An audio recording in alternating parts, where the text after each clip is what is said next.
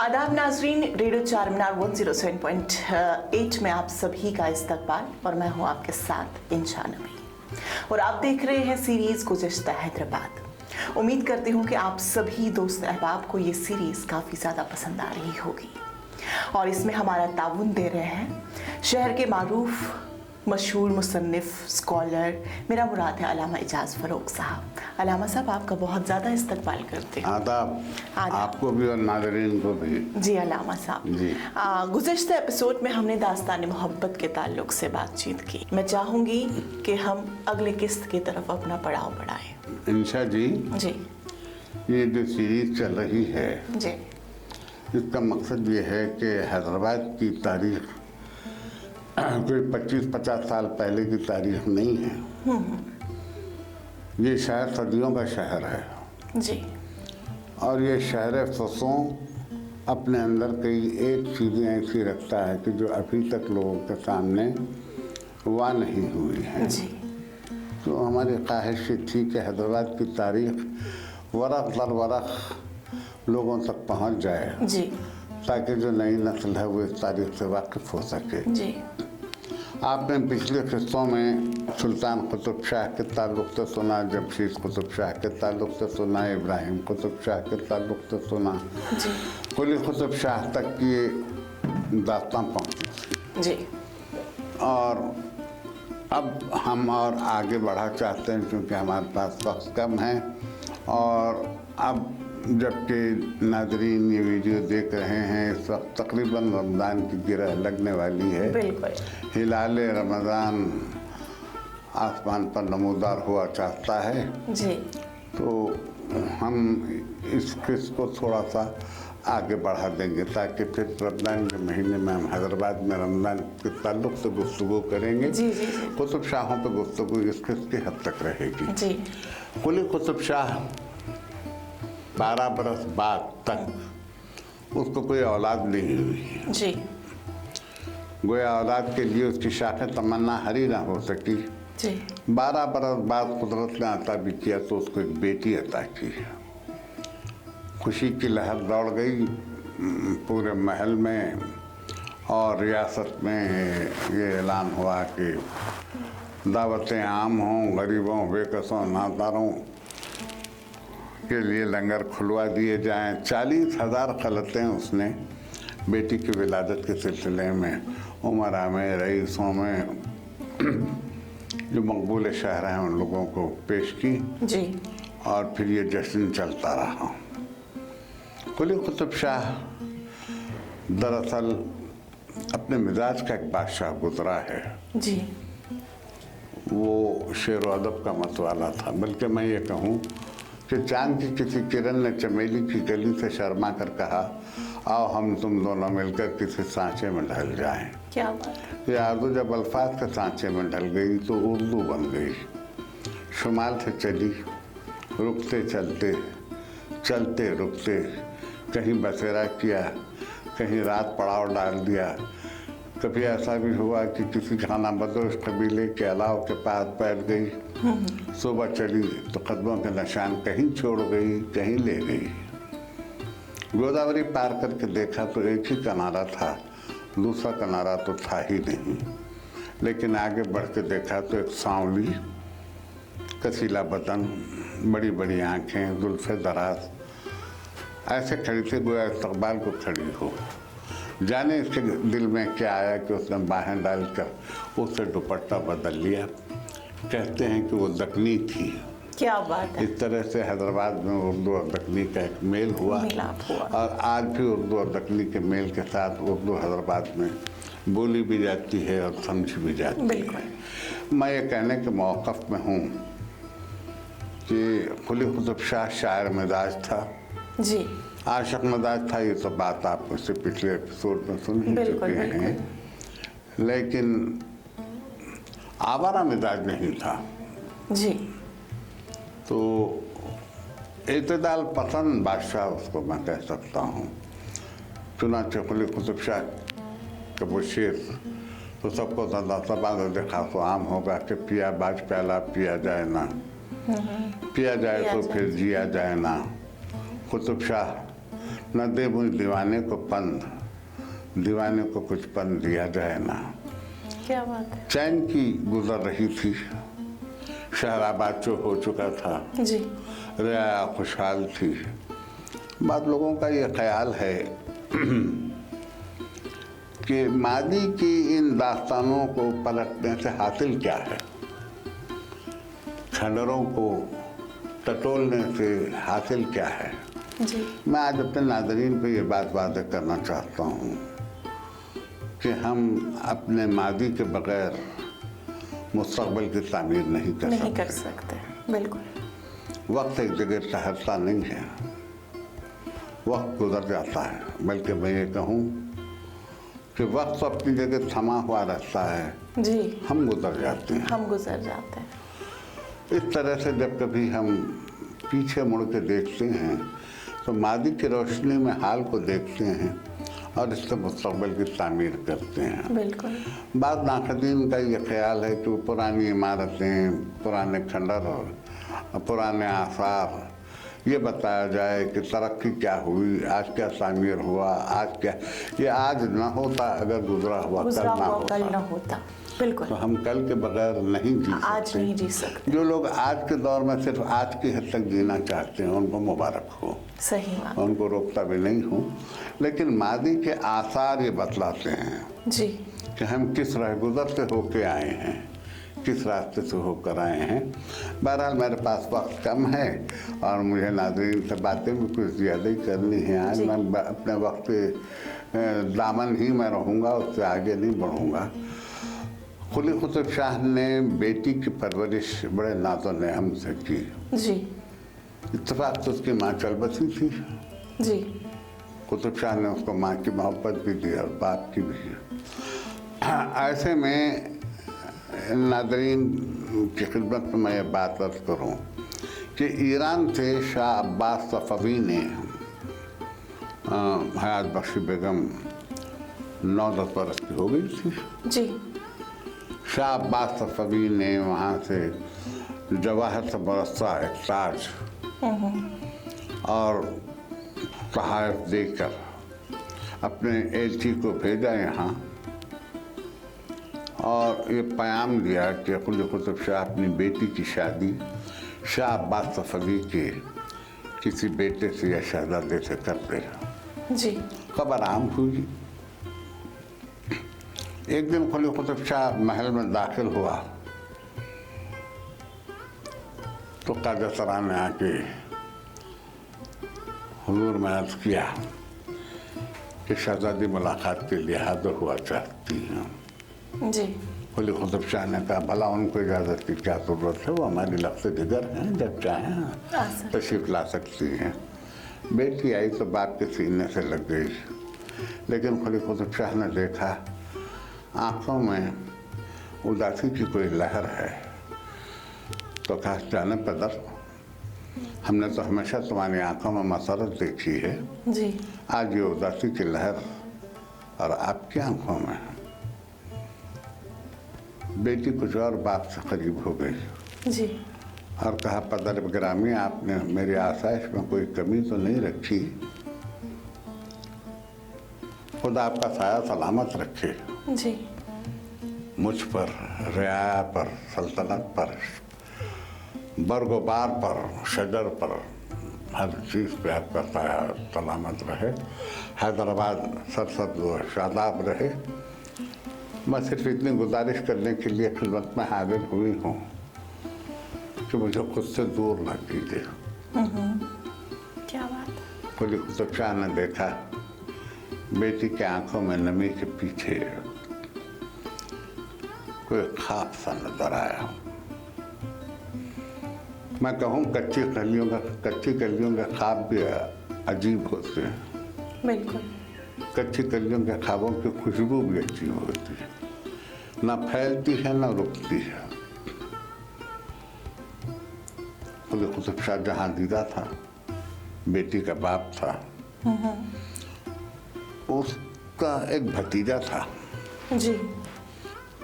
सुल्तान मिर्जा उसका नाम था। जी। उसके वालिद का साया भी उठ चुका था। 4 बरस उम्र थी सुल्तान मिर्जा की, तब से पाक का साया सर से उड़ गया। कुली कुतुब शाह ने उसकी परवरिश की। लेकिन अजीब इत्तेफाक देखिए, जी कुतुब शाहों में ये 2 बादशाह बड़े अजीब गुजरे हैं। पहले जो बादशाह गुजरे वो तो बस बादशाह थे, सुल्तान कुतुब शाह, जमशेद कुतुब शाह, इब्राहिम कुतुब शाह, ये तो बादशाह गुजरे हैं बिल्कुल। लेकिन ये 2 बादशाह बड़े अजीब गुजरे हैं। कुली कुतुब शाह रिंदोमाखार, पैमाना बकफ, सुराही बदोस्ताकी, शेर व अदब का मतवाला। मोहम्मद कुतुब शाह की माँ थी खानम आगा। जी उन्होंने बाप के गुजर जाने के बाद बेटे की परवरिश बहुत सख्त की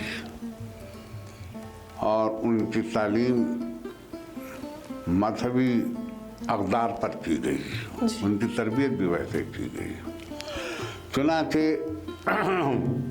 मोहम्मद कुतुब शाह हमेशा घिरा हुआ रहा तो मुफक्किरीन में, दानिश्वरों में, मजहबी उलमा के बीच उसका ज़ौक़ कुरान पर, हदीस पर, इल्मुल कलाम पर, इल्म रिजाल पर, तफासीर पर, ये उसका ज़ौक़ रहा और ख़ास तौर पर इस्लामिक तारीख़ पर भी। जी यानी आप ये देख सकती हैं कि दोनों एक दूसरे से क़दरे मुख्तलिफ हैं। बिल्कुल, सखावत दोनों में है, दोनों में है, शराफत दोनों में है, अदल परवरी दोनों में है, तर्ज हुक्मरानी में ताक़ होना दोनों में है, लेकिन मिजाज अलग अलग हैं दोनों के। इस तरह से परवरिश हुई है। इधर 3 साल गुजर गए। जो एलची शाह अब्बास सफवी के पास से आया था जी वो ठहरा रहा हैदराबाद में। कुली कुतुब शाह ने मीर मोमिन साहब को बुलवा कर कहा कि कोई तजवीज़ निकालिए कि जहाँ शाह अब्बास सफवी से रवाबित भी मुनक़ता ना हो और बात भी बन जाए। उन्होंने कहा ठीक है। आपको याद होगा मैंने जब हैदराबाद का नक्शा पेश हो रहा था जी तो मेमार शहर ने एक हिस्से को बता के कहा था यहाँ एक महल बनेगा जी लेकिन अब नहीं। जी जी जी इन्हें साजन महल, चंदन महल, लाखन महल, दाद महल, नादी महल, ये सारे महल तो बन गए लेकिन एक महल नहीं बना। नहीं बना। तो मीर मोमिन साहब के होठों पे तबस्सुम की लकीर आई, क्या हुजूर इजाज़त मरहमत हो कि वो महल अब तामीर हो। जी बादशाह ने इजाज़त दी, महल की तामीर शुरू हुई। ये महल 7 मंजिला था, जी 7 मंजिला, और इसके ऊपर की छत पर, 7 मंजिलों के ऊपर की छत पर बाग लगा हुआ था। इस महल का नाम था खुदादाद महल। खुदादाद महल। तो कुली कुतुब शाह ने ये महल अपनी बेटी और दामाद के लिए तामीर करवाया था। जब वो महल बन चुका तो नेक और मुबारक साथ देखकर बेटी की शादी कर दी गई मोहम्मद कुतुब शाह से, और बेटी के होंठों पे तबस्सुम की लकीर देख के बाप का दिल शाद हुआ। शाद हो गया। ये बात मैं नाज़रीन को बतलाना चाहता हूँ कि 32 बरस कुली कुतुब शाह ने हुकूमत की है। जी जी बिल्कुल। 1580 में तख्तनशीन हुआ। जी 14 बरस उम्र थी जब तक नशीन हुए। जब तख्तनशीन हुआ। बिल्कुल। 32 बरस हुक्मरानी की है। 46 बरस की उम्र में वो इज़ारे फ़ानी से रुखसत हो गया। और उसके बाद मोहम्मद कुतुब शाह तख्तनशीन हुआ। जी आप देखिए, मैंने बातों बातों में एक अजीब मंजिल तय की है। हयात बख्शी बेगम एक बादशाह की बेटी है, अब एक बादशाह की बीवी है, ज़ौजा भी है। बिल्कुल। और इसके बाद एक बादशाह की माँ माँ भी कहलाएगी। कहलाएगी। ये वो खातून है कि जिसने 3 दौर देखे हैं, 3 हुकूमतों के दौर देखे हैं और अवाम में सबसे ज़्यादा मकबूल खातून ये रही है। दरअसल इनका नाम मशहूर हो गया हयात बख्शी बेगम जी, वरना इनका असल नाम तो हयात बख्श बेगम है। चुनांचे इनके खबर के कतबे पर भी हयात बख्श बेगम ही लिखा हुआ है। जी। अब वो हो गया। जब हुक्मरानी मैसर आई मोहम्मद कुतुब शाह को, तो 2 साल बाद जी, उसने ये तय किया कि चारमीनार के करीब एक वसी मस्जिद बननी चाहिए। जी, ज़मीन साफ करवाई गई, ज़मीन का इंतखाब हुआ। मस्जिद का संग बुनियाद रखने से पहले उसने ऐलान किया कि खल्क़ खुदा जमा हो, एक अज़ीम शान मस्जिद की तामीर की जा रही है। लोगों का एक इज़्दिहाम था जो वहाँ जमा था, पूरा शहर से मचाया था, पूरा शहर। क्या बुजुर्ग, क्या खुर्द, क्या बच्चा, क्या जवान, कि एकाएक मोहम्मद कुतुब शाह ने ऐलान किया कि जिसकी बुलूगियत से लेकर आज तक कोई नमाज क़ज़ा न हुई हो और तहज्जुद न छूटी हो, वो आगे बढ़े और मस्जिद का संग बुनियाद रखे। क्या बात। एक सन्नाटा सा था। ऐसा महसूस होता था कि थाली फेंको तो सरों पर जाए और सुई गिरे तो आवाज़ आए, आवाज़ आ जाए।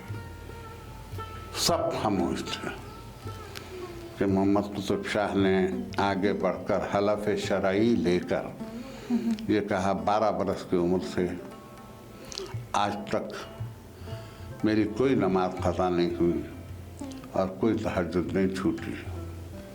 खल्क़ खुदा के सर एहतराम में झुक गए। क्या बात। उसने आगे बढ़ के संग बुनियाद रखा। यही मस्जिद मक्का मस्जिद कहलाती है। मक्का मस्जिद कहलाती है। हैदराबाद की सबसे बड़ी मस्जिद 250 फीट लंबी, 125 फीट चौड़ी और 75 फीट ऊंची। ये हैदराबाद की ऐसी मस्जिद है जिसे आप दिल्ली की जामा मस्जिद के बराबर रख सकती हैं, मगर 75 साल इसकी तामीर जारी रही। 75 साल। औरंगजेब के हमले के बाद तक। मेरी मुराद ये है कि हम तारीख में आगे आएंगे तो वो गुफ्तगू कर लेंगे। बिल्कुल। अबुल हसन तानाशाह के दौर में जब गोलकुंडे पे हमला हुआ, हमला तो 2 मरतबा हुआ जी। जब गोलकुंडे पर हमला हुआ, शहर लुट चुका, खजाने जब्त हो गए, तहजीब और तमद्दुन का जनाजा निकल गया। माल गनीमत लूट कर जब ले जाया जा रहा था तो किसी ने औरंगजेब से कहा कि हुजूर मस्जिद के मीनार अभी तामीर नहीं हुए हैं। तो औरंगजेब ने 2 छोटे छोटे मीनार प्याज की शक्ल के गुंबद लगा के उसकी तामीर ख़त्म करवा दी। लोगों ने कहा कि हुजूर इतनी पुरस्कार मस्जिद के लिए मीनार छोटे हैं। कहा दुनिया के काम कभी ख़त्म नहीं होते। क्या बात है। और आगे बढ़ो। बिल्कुल। तारीख तवील है। मैं आज की इस किस्त में आपसे इजाज़त चाहूँ हूँ। बहुत ज़्यादा शुक्रिया अदा फिर करना आगे चाहूँ। हम देखेंगे कि बिल्कुल। कौन सा हैदराबाद किस तरह करवट लेता है। शुक्रिया। शुक्रिया खुदा आपका। हाफिज़। खुदा हाफिज़।